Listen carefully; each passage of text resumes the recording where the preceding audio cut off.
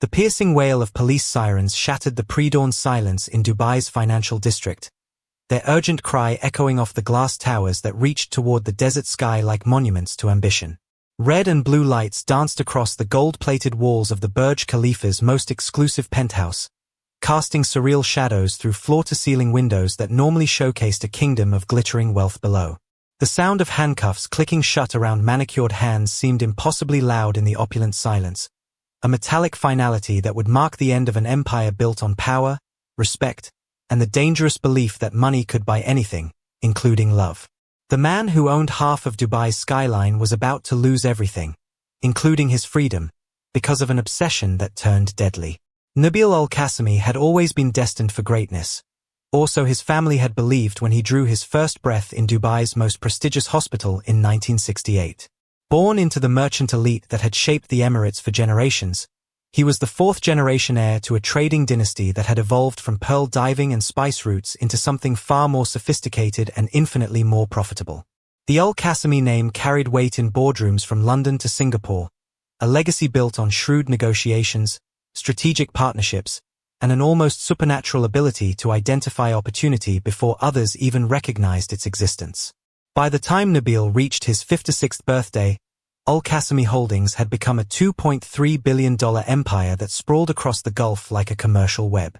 His luxury hotels hosted royalty and celebrities, his shopping centers anchored the region's most exclusive districts, and his technology startups were quietly revolutionizing everything from financial services to renewable energy. The business world knew him as a visionary, a man who could transform empty desert into billion-dollar developments and turn struggling companies into market leaders through sheer force of will and strategic brilliance. But those who looked closer, and few dared to look too closely, might have noticed something unsettling beneath the polished exterior. Nabeel Al-Qassimi was a man unaccustomed to hearing the word no. His commanding presence filled any room he entered, his designer suits tailored to perfection, his dark eyes holding an intensity that could inspire loyalty or fear depending on his mood.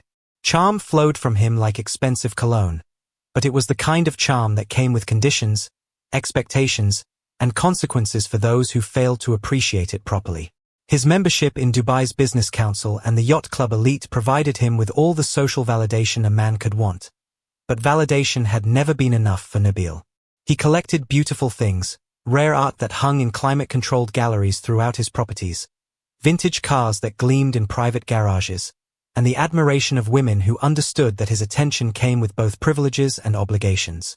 His inner circle consisted entirely of yes-men and paid loyalists, people who had learned that disagreeing with Nabeel Al-Qassimi was a luxury few could afford.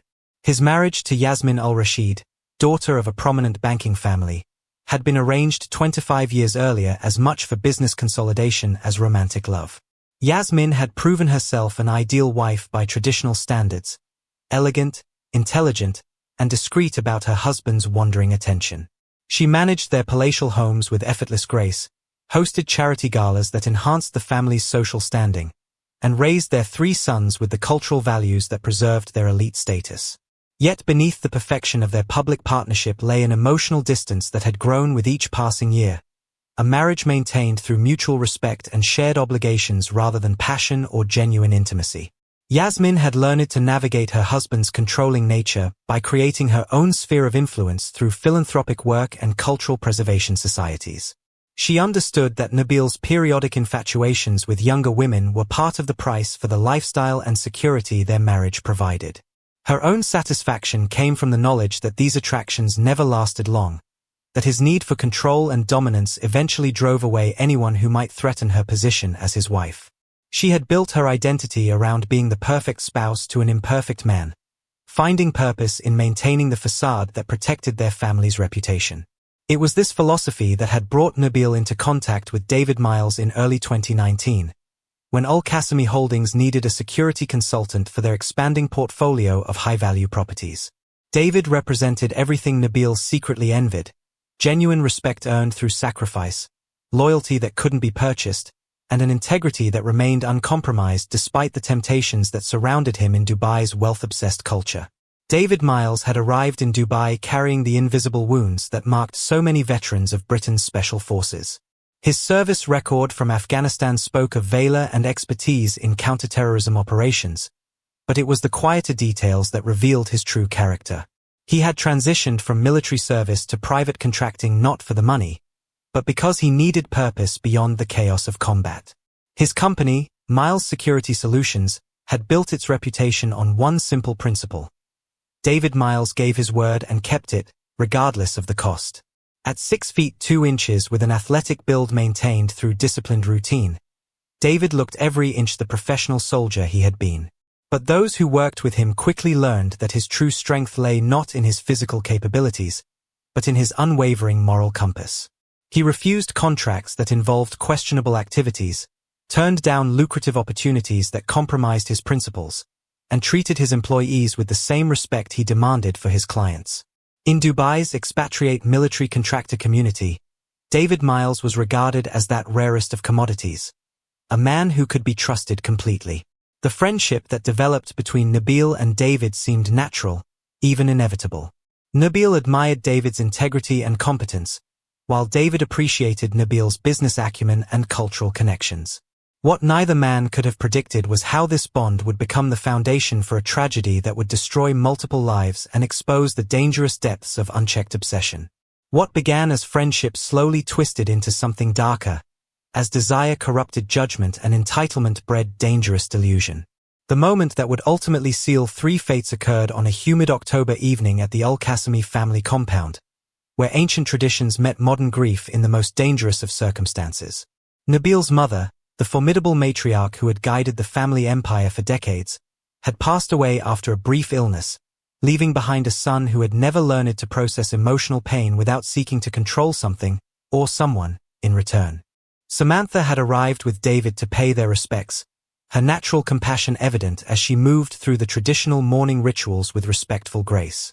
While other guests maintained the formal distance that wealth and protocol demanded, Samantha approached Nabeel with genuine kindness, placing a gentle hand on his shoulder as he stood alone on the compound's marble terrace, staring out at the desert that had shaped his family's destiny for generations. Yasmin watched from across the courtyard, noting her husband's reaction to this simple gesture of comfort, filing away the moment for future consideration. "She would be proud of everything you've built," Samantha said softly, her Texas accent barely noticeable after years of careful modulation. "Your mother raised someone who honors her memory through his success." It was meant as comfort, nothing more than the natural response of a caring person witnessing another's pain. But for Nabeel, whose emotional landscape had been shaped by a lifetime of transactional relationships and purchased loyalty, this moment of authentic human connection struck with the force of revelation. The expensive whiskey he had been consuming throughout the evening mixed with his grief to create a dangerous cocktail of vulnerability and desire, transforming Samantha's kindness into something his damaged psyche interpreted as romantic invitation. "She understands me like no one else ever has," he confided to his reflection later that night, standing in his private study while Yasmin slept in their separate bedroom down the hall.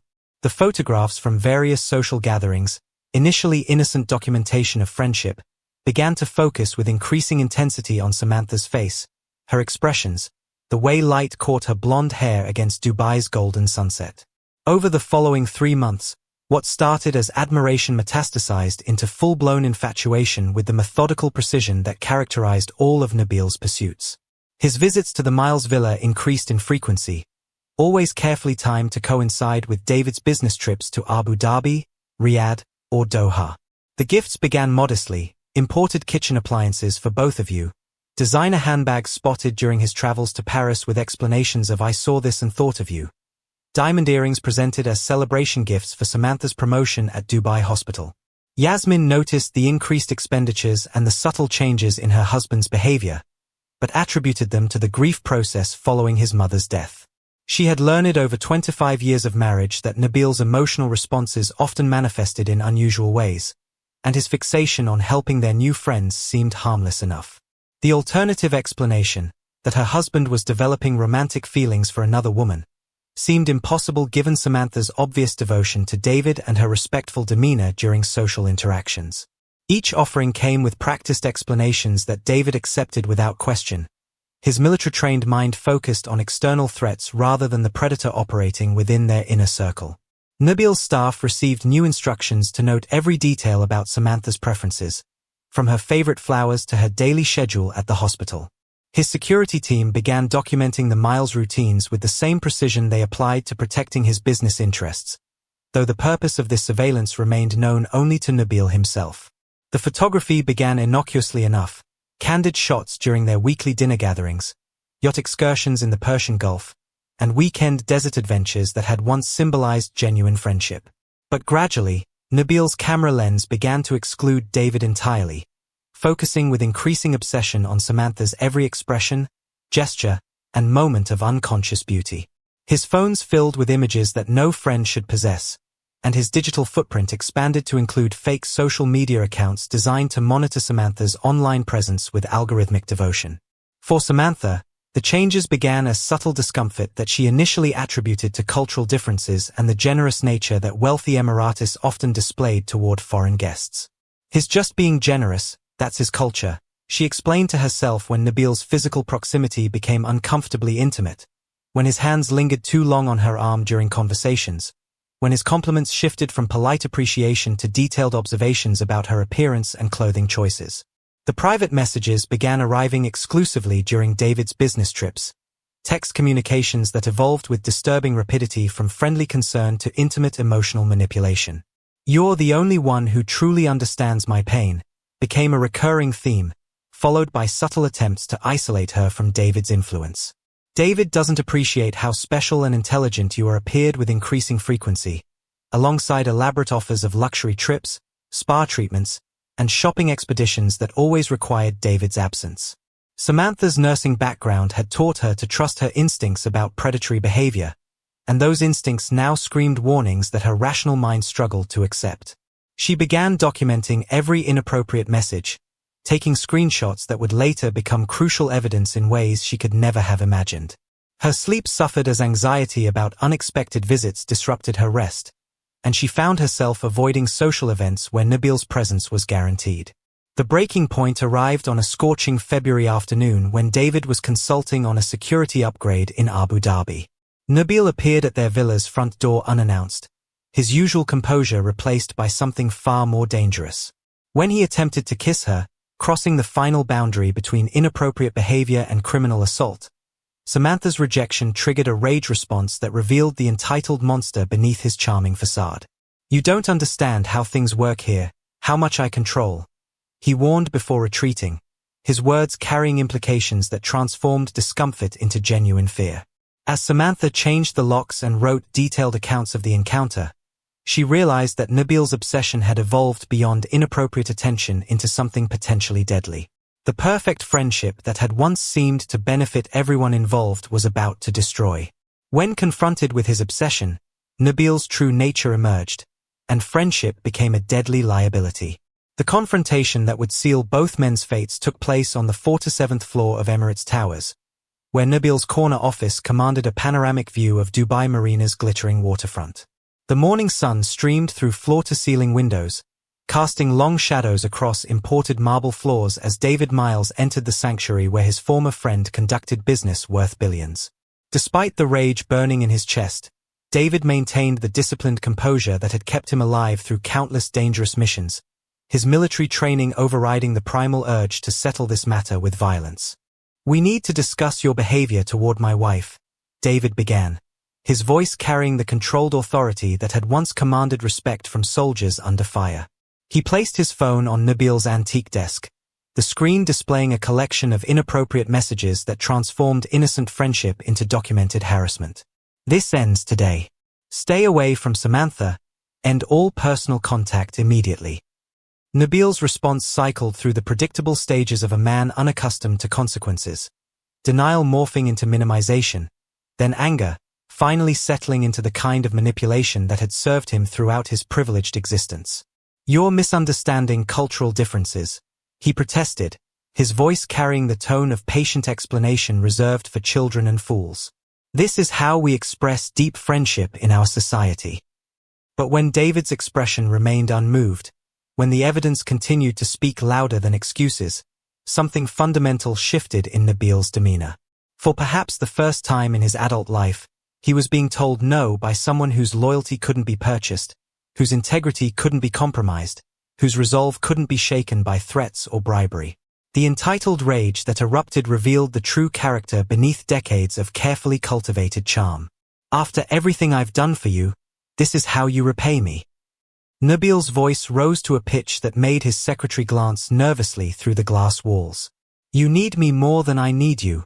Remember that. One phone call from me and your company disappears from this region forever." The threat hung in the air between them like a blade, its implications clear to both men. David's business dependency on Al-Qassimi Holdings represented not just financial security, but the foundation for every plan he and Samantha had made for their future. Yet as he looked at the man who had once been his closest friend in Dubai, David's voice dropped to the cold, absolute tone that had once preceded life-or-death orders in Afghanistan. "Touch my wife again, and I will end you." The words carried no emotion, no bluster, no room for negotiation. Just the simple promise of a man who had killed before and would kill again to protect what mattered most. Nabeel's combat-trained friend had just revealed himself as the most dangerous threat he had ever faced, and both men understood that their relationship had crossed a line from which there could be no return. As David left the office, Nabeel experienced something that would prove more destructive than any business failure or financial loss: the psychological break that comes when absolute entitlement meets absolute rejection. His mind, shaped by a lifetime of getting whatever he wanted through money or manipulation, simply couldn't process being denied something he desperately craved. The problem wasn't Samantha's lack of interest. It was David's existence as an obstacle to destiny. That evening, Yasmin noticed her husband's distracted behavior during their formal dinner, his responses to her questions about business matters unusually sharp and dismissive. She had witnessed Nabeel's obsessive tendencies before, but something about his current preoccupation felt different, more dangerous. When he excused himself early to spend hours in his private study, she decided to investigate what had captured his attention so completely. The discovery of photographs focusing exclusively on Samantha Miles, combined with printed copies of message exchanges, revealed the true nature of her husband's recent behavior. Yasmin's initial shock gave way to a cold calculation that had served her family's interests for generations. Rather than confronting Nabeel directly, she began her own quiet investigation, understanding that knowledge would prove more valuable than emotional outbursts.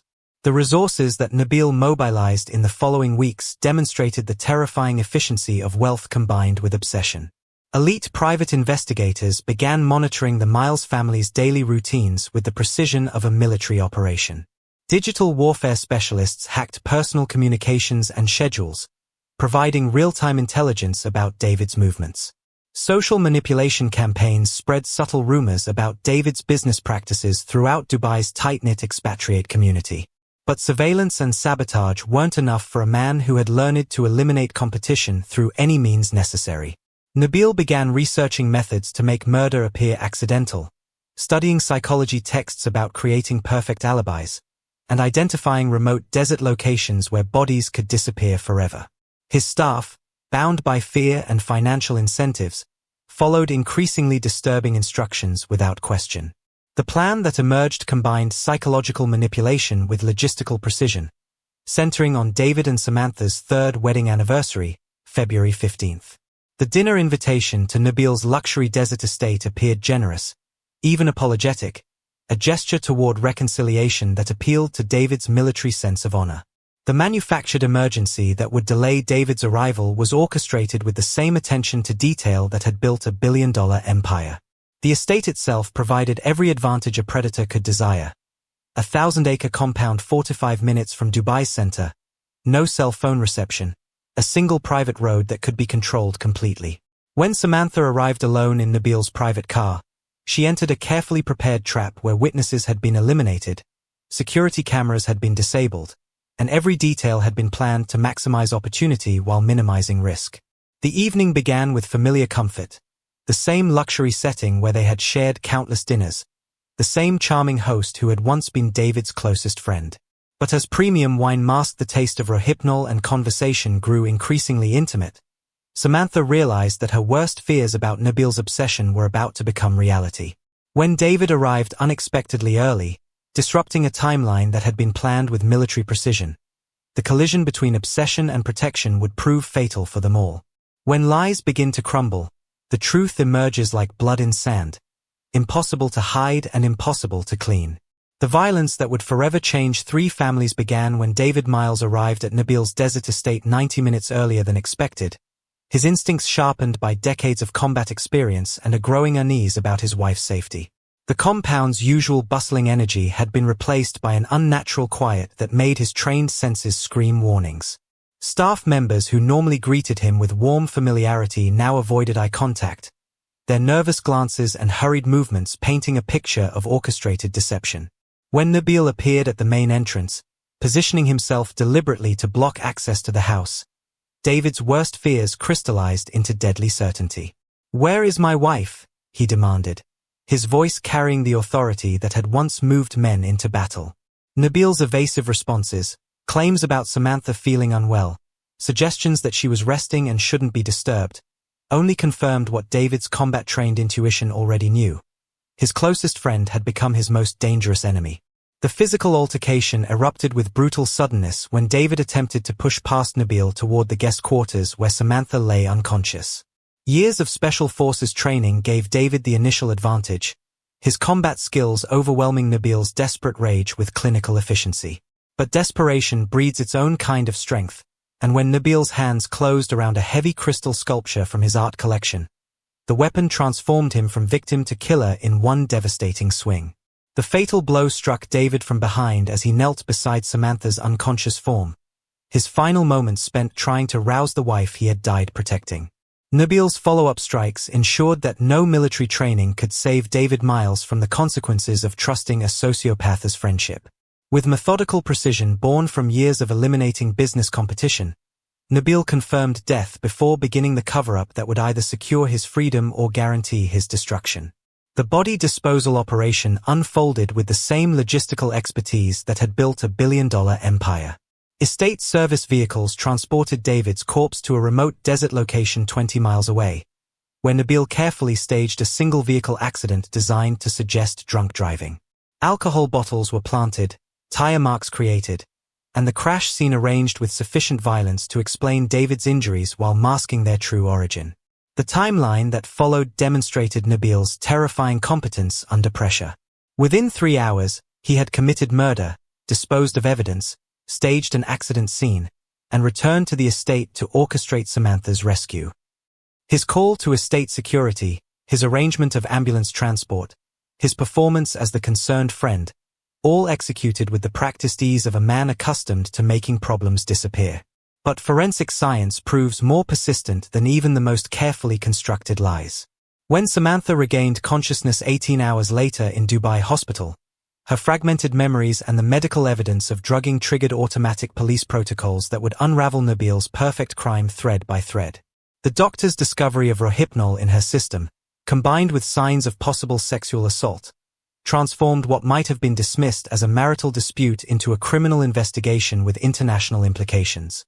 David's colleagues at Miles Security Solutions reported his absence from scheduled meetings, providing the missing person report that connected Samantha's drugging to her husband's disappearance.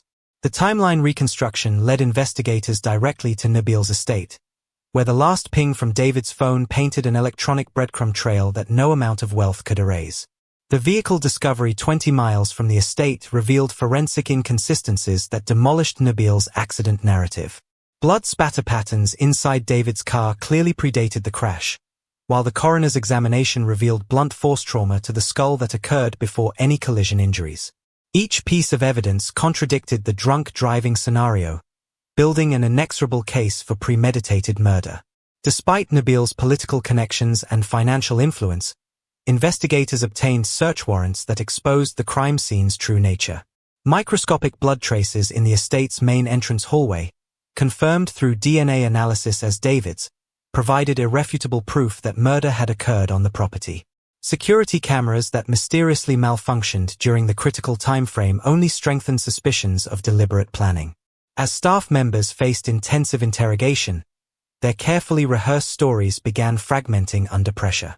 Digital forensics revealed phone records showing Nabeel's meticulous manipulation of timelines and locations, while financial records exposed payment trails to surveillance teams and underground drug suppliers.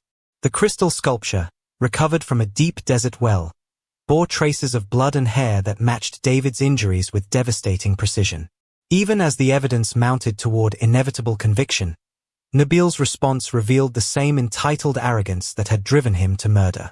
His expensive legal team cycled through desperate strategies, denying involvement, claiming cultural misunderstandings, producing fabricated alibis supported by paid witnesses.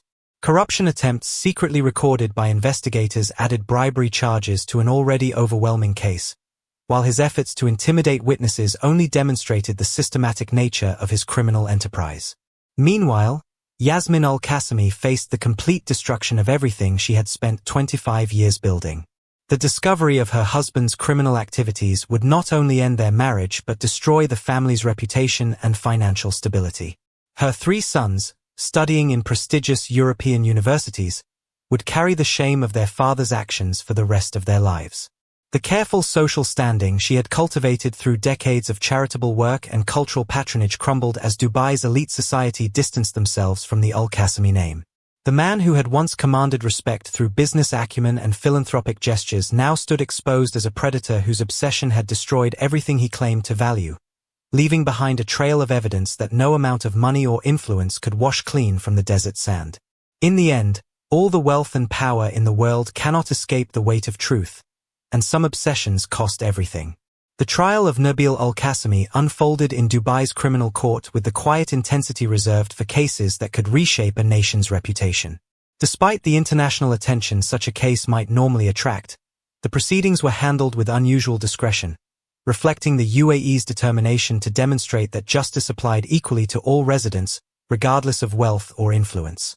The charges, first-degree murder, attempted sexual assault, drug facilitation, and evidence tampering, painted a portrait of systematic criminality that shocked even veteran prosecutors. The prosecution's strategy relied on methodical presentation of evidence so overwhelming that denial became impossible. Blood traces, DNA samples, digital forensics, and witness testimony created an unbreakable chain connecting Nabeel to David's murder and Samantha's assault. When the estate security guard broke under cross-examination and admitted to helping stage the crash scene, the last pillar of Nabeel's fabricated defense crumbled into dust. Samantha's testimony provided the emotional center of the proceedings, her quiet strength contrasting sharply with the violence that had shattered her life. Despite aggressive attempts by the defense to discredit her drug-affected memories, she recounted the evening's events with devastating clarity, her words carrying the weight of absolute truth. 3 other women came forward during the trial, describing similar patterns of harassment and predatory behavior that established Nabeel's long history of sexual misconduct. Yasmin Al-Qassimi attended every day of the trial, her presence a silent testament to the collateral damage of her husband's obsession. Dressed in conservative black attire, she maintained the dignity that had defined her public persona while privately grappling with the knowledge that her marriage had been built on foundations of deception and control. Her decision to cooperate with prosecutors rather than support her husband's defense shocked Dubai's social elite, but represented her determination to protect her sons from further association with their father's crimes. The jury, carefully selected from Dubai's diverse population, deliberated for 6 hours before returning with a verdict that surprised no one who had followed the evidence. Guilty on all counts. The courtroom remained respectfully silent as the verdict was read, the gravity of the moment transcending cultural and national boundaries. When the judge sentenced Nabeel to life imprisonment without possibility of parole, Samantha closed her eyes and whispered a prayer of gratitude for the husband who would never come home. The immediate aftermath of the conviction sent shockwaves through Dubai's business community that extended far beyond a single criminal case. Al-Qassimi Holdings, once valued at $2.3 billion, faced immediate financial collapse as contracts were cancelled, investments withdrawn, and assets frozen by government authorities. Hundreds of employees lost their jobs as the empire built on Nabeel's vision and criminality disintegrated within weeks of his sentencing. The property liquidation that followed provided substantial compensation for Samantha, though no amount of money could restore what had been stolen from her. The desert estate where David died was sold to the government and later converted into a wildlife preserve, ensuring that the location of such tragedy would serve life rather than luxury. Several estate employees faced their own criminal charges for evidence tampering, their loyalty to Nabeel proving more costly than they had ever imagined. Nabeel Al-Qassimi's divorce proceedings moved swiftly through the courts, her legal team working to separate her assets from her husband's criminal enterprise. The settlement provided her with sufficient resources to rebuild her life while establishing trust funds for her son's education and future security. She relocated to London, where the family name carried less stigma and her philanthropic work could continue without the shadow of her husband's crimes. The case's influence extended into Dubai's political and social structures, prompting enhanced background screening procedures throughout the business community and stronger legal protections for foreign nationals. The UAE's legal system demonstrated its commitment to justice regardless of social status, while expatriate communities quietly established support networks for abuse victims who might otherwise suffer in silence. For Samantha, the journey from victim to survivor required years of intensive therapy and the gradual reconstruction of an identity shattered by trauma and loss. She left nursing, unable to return to a profession that reminded her daily of the healing she could no longer provide for herself. The relocation to Texas represented not retreat but strategic regrouping, surrounded by family and friends who understood that recovery required both time and unconditional support. The David Miles Foundation, established with proceeds from the estate settlement, became Samantha's vehicle for transforming personal tragedy into meaningful change. Her work with international organizations on expatriate rights and safety provided purpose that transcended her own pain, while her memoir offered hope to other survivors struggling with similar trauma. Speaking engagements at domestic violence conferences allowed her to share hard-won wisdom about recognizing predatory behavior and seeking help before situations escalated to violence. The relationship that eventually blossomed with her trauma counselor proved that hearts broken by betrayal and violence could heal sufficiently to love again. Their marriage, followed by the adoption of 2 children from foster care, created the family that David had always wanted but would never see. Yet his memory remained central to their lives, honored through the Foundation's work and the values that guided Samantha's advocacy. Years after the trial, Samantha reflected on the journey that had transformed her from a naive expatriate wife into an internationally recognized advocate for abuse victims. The awards and recognition she received validated her work, but the real satisfaction came from knowing that Nabeel Al-Qassimi would never again pose a threat to any woman.